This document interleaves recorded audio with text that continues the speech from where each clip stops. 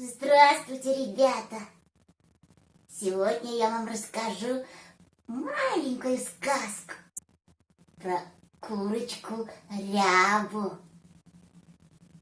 Жили-были дед да баба. Была у них курочка Ряба. Снесла курочка яичко, да не простое, а золотое.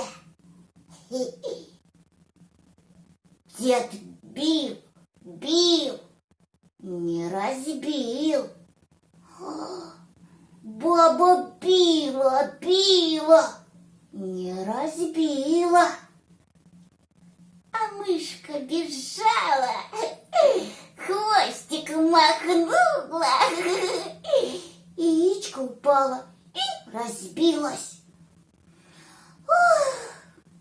Плачет дед, плачет баба, и говорит им курочка Ряба: не плачь, дед, не плачь, баба, снесу вам новое яичко, не золотое, а простое.